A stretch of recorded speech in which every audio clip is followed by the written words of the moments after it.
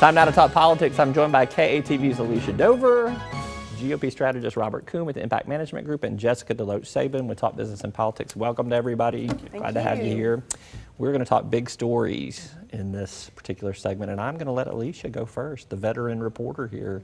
What is your big story of the week, and tell me why? I think everyone was watching this week when the president of Planned Parenthood, Cecile Richards, appeared before the House Oversight Committee to talk about those videos. I mean, who wouldn't want to go in front of the House Oversight Committee to talk about that? What a scary crowd to be in front of. And of course, you know, Republicans picking apart everything she said, and those on the other side applauding her. Right. What was your take on any of that, guys? It was rough.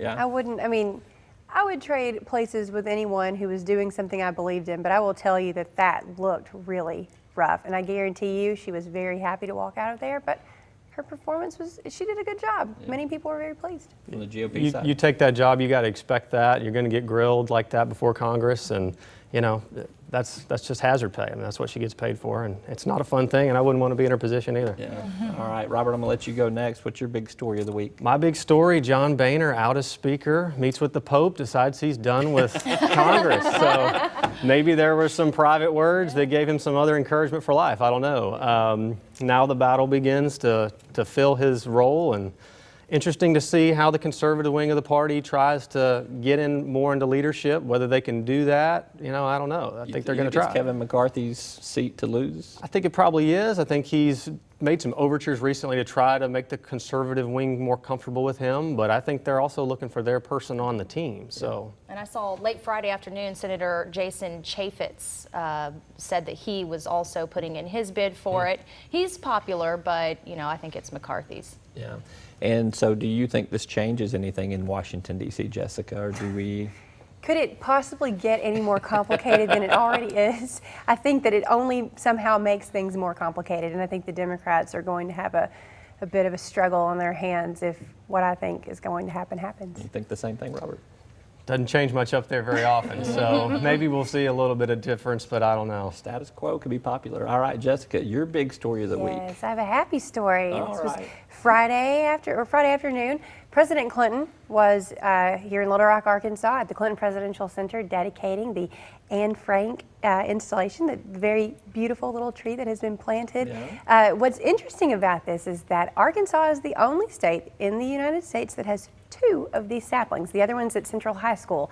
And his remarks were wonderful. I was there for the whole thing, and it was really nice to be able to hear an uplifting message when we know that so many people in this country right now are going through some hard times, especially with the sad news that happened on Thursday with the shooting in Oregon. So, which we'll come back to in a second. Yeah. So, did your phone go off at the press conference at the Anne Frank Did tree? not, because that will never happen again. That has happened before, though, with Jessica. So, anyhow, all right, I think it would be tough for anybody to even offer additional commentary than that. My big story of the week is actually a business story, but it could impact the economy, which could have some political ramifications, and that is on Friday, as anticipated, Walmart laid off 450 employees from their corporate headquarters. And my take is that it will make a short-term dent in the Northwest Arkansas economy, but I think you'll see some people move out of state for other jobs at that level, and I think that you'll see some people who like Arkansas kind of stay and probably start their own business or move into some other roles. So I don't know if the economic impact will be that big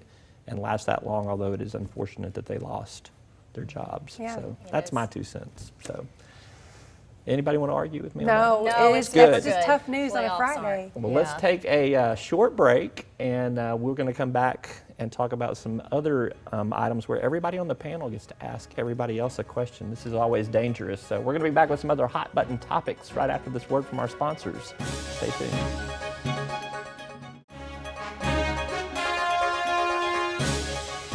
And welcome back. Time now for our political panel to ask each other some questions. I have KATV's Elicia Dover, I have Impact Management Group's Robert Coon, I have Talk Business and Politics contributor Jessica DeLoach Sabin.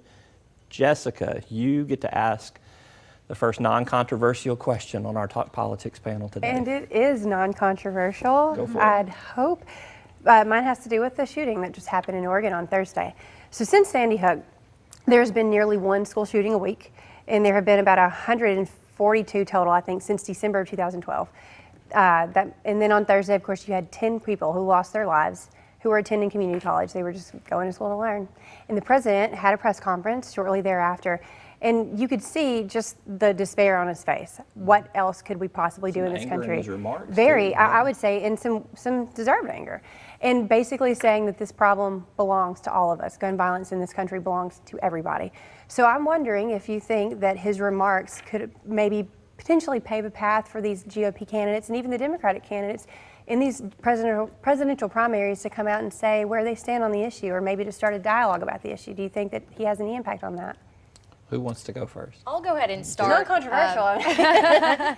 As someone who has been a reporter on the campaign trail before, I'll tell you that whether or not they want to talk about it, they will be asked about the news of the day. That is the reporter's job, and regardless, they will be asked about it. Mike Huckabee, I know, has already put out a statement criticizing the president for politicizing the issue, and I think that, you know, it will be a big talking point for their base. Mm-hmm. You know, I think when these tragedies happen, I mean, they're terrible, and you immediately turn into an ideological debate over what to do about it. And too often you have gun control on one side and other people saying it's a mental health issue. The problem is when they almost conflict with each other and nothing ever gets done. I think on the campaign trail, it's an opportunity for someone to take a leadership position and say, this is what we ought to do. You know, even the mental health legislation that was borne out several months ago is kind of, you know, stopped in Congress. Right. It's not passed yet. I mean, even the things that we should easily agree on aren't getting done. I think it's a leadership opportunity for someone on the trail. So I do think that it will get talked about too, for the reasons that you guys both pointed out, but I don't think anything changes because, as we were talking about in the last block, about things are pretty status quo in Washington, D.C. And even if there's going to be leadership changes up there, I think you still have people staked in their positions on that particular issue. And I don't see legislation moving forward to change anything, whether it's funding more for mental health services or gun control laws. I think everybody kind of gets to loggerheads and it's a stalemate, unfortunately. No good. All right, Robert, your question. My question, the Stephen Group has submitted their analysis of the state's healthcare reform plan back to the legislature. It'll be unveiled on Wednesday for the public to see. And so at a cost of $1 million, there's going to be a lot of controversial things in there. Will there be enough consensus to move forward on some of the recommendations that come out of it? And if not, how do they justify spending $1 million? Well, first of all, we got to see it first. They got to sequestered in some room somewhere. It's unavailable to the public. Sure. I have a problem with that in and of itself, but they'll have to do something in that report to justify the expense. It's a tremendous challenge because if you think about it, like you said, $1 million. Now, what are you going to do with the output? Well, there's a bunch of work that comes with that, having to explain to the public, here's what all of these suggestions are. Here's what we're going to choose or not choose. Here's why. There's no elevator speech you can possibly fit that into. So just know that some people are going to be unhappy and maybe some people will be happy. I don't know.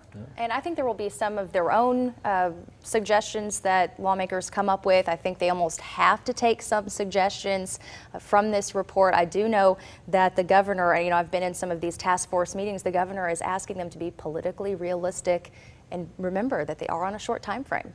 Yeah, and I think too, you've got the reality that they've already floated some of the ideas that are out there, and I didn't see a whole lot of pushback on some of those ideas. There were some, but so I think they'll get something out of it for sure. Elicia?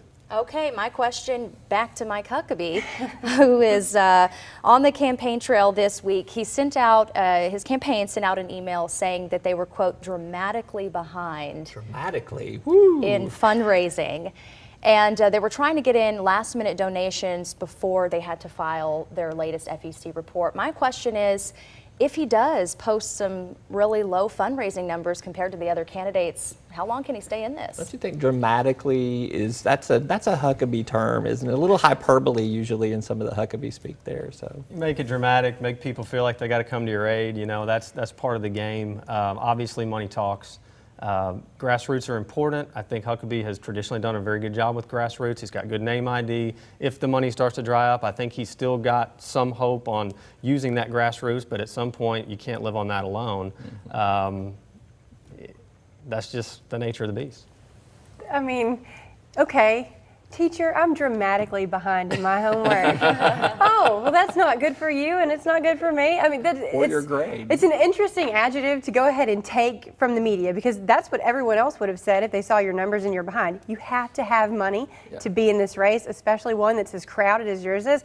So who knows, maybe this is the first sign of I might be going back to what I was doing before this. Yeah, I still think Huckabee lasts longer than anybody else on less money, though. He can run the shoestring budget. He did last time he ran. I mean, he went a long time. All right, we got about a minute left here, so I'm going to start with Elicia and work our way around. What's the next big issue that the state legislature needs to address, will have to address? While I'll admit there's probably more important issues that they could be addressing, I think they have to fix this open carry situation that is going on across the state.